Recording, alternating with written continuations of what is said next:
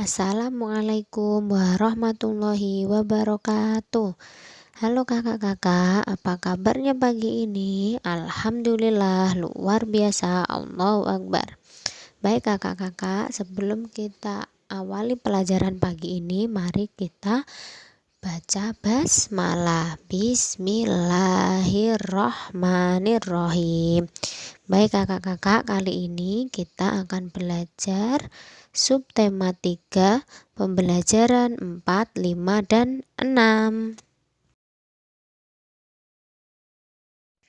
Nah kakak-kakak, apa ya yang dimaksud dengan daur hidup? Daur hidup yaitu proses perkembangan suatu organisme sejak mulai lahir sampai bereproduksi mempertahankan jenisnya.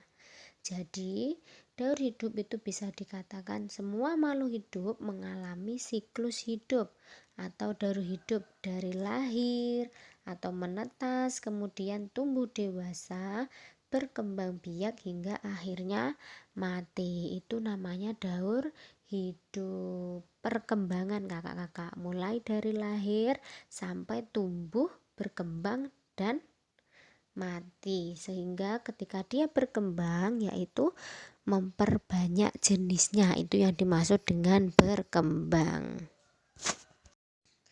Nah, di sini hewan memiliki daur hidup yang beragam. Ada hewan yang lahir atau menetas dengan bentuk mirip induknya. Induk itu adalah ibunya, seperti kucing dan burung. Jadi kucing itu ketika lahir sampai dia dewasa itu bentuknya sudah mirip induknya. Nah, di sini ada gambarnya. Ada kucing dewasa, kemudian dia melahirkan kucing. Nah, melahirkan anak kucing yang kecil itu, Kak. Kemudian kucing itu tumbuh besar menjadi kucing muda. Setelah kucing itu muda, dia tumbuh lagi menjadi kucing dewasa dan begitu seterusnya.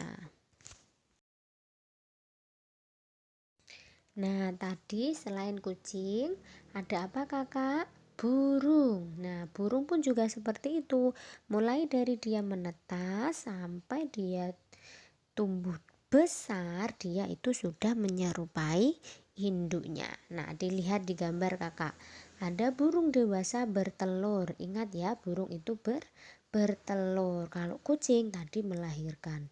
Nah, burung dewasa bertelur, kemudian anak burung menetas dari telur, dan tumbuh. Nah, dilihat gambarnya kakak. Kemudian setelah tumbuh, anak burung tumbuh menjadi burung dewasa. Setelah burung dewasa, dia menjadi tua. Nah, seperti itu. Akhirnya dia berputar lagi. Setelah tua, dia bertelur. Kemudian dia setelah bertelur, dia menjadi burung yang masih kecil itu. Kemudian dia tumbuh menjadi dewasa. Berputar terus ya kakak. Namun ada pula hewan yang terlahir dengan bentuk yang berbeda dari induknya. Jadi dia itu tidak sama dengan ibunya. Contoh, kupu-kupu dan lebah madu. Kupu-kupu dan lebah itu memiliki 4 tahapan dalam daur hidup. Apa ya yang dimaksud 4 itu? Ingat gak lagunya? Telur-telur, ulat-ulat, kepompong, kupu-kupu. Nah, itu namanya dia 4 tahapan. Nah, di sini ada proses metamorfosis kupu-kupu, yaitu dari kupu-kupu dewasa, kemudian dia dibuahi kupu-kupu betina dan jantan saling membuahi, kemudian tumbuh menjadi telur. Nah, hasil dari pembuahan tersebut menjadi telur. Setelah telur, kemudian dia menetas menjadi ulat atau larva. Nah, telur itu menetas ya kakak menjadi ulat atau larva. Kemudian ulat memakan daun hingga bertambah besar. Setelah ulat berhenti makan untuk beberapa saat, dia membuat lapisan yang menutupinya. Nah, tahap ini disebut pupa atau kepompong. Setelah dia dari ulat berubah menjadi kepompong. Setelah 1 atau 2 hari, seekor kupu-kupu keluar dari kepompong. Nah, setelah keluar dari kepompong, kupu-kupu itu berubah menjadi kupu-kupu muda. Nah, hingga akhirnya sayapnya yang tipis bisa bergerak terus, kemudian menjadi kupu-kupu yang dewasa, yang sangat indah dan bisa terbang kemana-mana. Selain kupu-kupu, hewan yang memiliki pertumbuhan 4 tahap itu ada lebah madu. Nah, kita lihat kakak, dari nomor 1 itu adalah telur. Kemudian telur berubah menjadi larva atau ulat. Nah, setelah beberapa hari, dari telur menjadi ulat, kemudian berubah menjadi kepompong atau pupa. Setelah itu dia berubah menjadi kepompong menetas, kemudian berubah menjadi lebah dewasa. Setelah lebah dewasa, ada pembuahan dari lebah jantan dan lebah betina. Akhirnya hasil dari pembuahan itu menjadi telur. Begitupun seterusnya, berputar. Itu. Nah, perlu diingat ya kakak, selain kupu-kupu dan lebah, katak pun juga mengalami 4 tahapan dalam daur hidupnya. Sama seperti kupu-kupu dan lebah ya, harus diingat 4 tahap itu apa?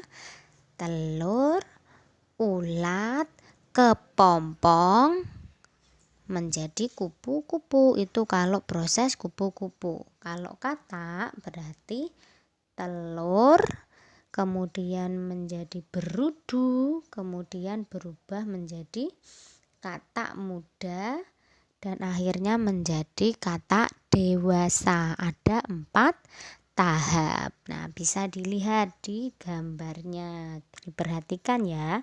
Dari telur kemudian berubah menjadi berudu, kemudian setelah menjadi berudu berkembang lagi, kakinya tumbuh 2, kemudian kakinya tumbuh lagi 4. Setelah itu menjadi katak muda. Setelah katak muda dia berubah menjadi katak dewasa.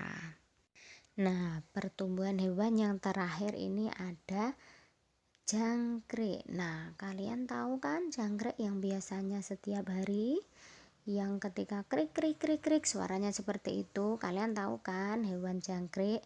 Nah, hewan jangkrik itu contoh hewan yang mengalami 3 tahapan perubahan bentuk. Tidak hanya jangkrik saja kakak, tapi ada capung, kecoa, dan belalang. Yang dimaksud 3 apa ya bu? 3 itu, nah yang pertama telur, kemudian telur menetas menjadi nimfa seperti gambar. Kemudian setelah itu nimfa berubah menjadi jangkrik dewasa. Ada 3 tahapan dalam pertumbuhan jangkrik. Ingat-ingat ya kakak, kalau yang 4 tadi ada kupu-kupu, lebah, dan katak. Kalau 3 ada jangkrik, capung, kecoa, dan belalang. Nah, di sini ada gambarnya. Nah, silakan dilihat dengan saksama. Baiklah kakak-kakak, mungkin cukup itu pembelajaran kita pada pagi hari ini. Tetap semangat belajar dan jangan lupa tetap jaga kesehatan. Terima kasih. Sekian. Wassalamualaikum warahmatullahi wabarakatuh.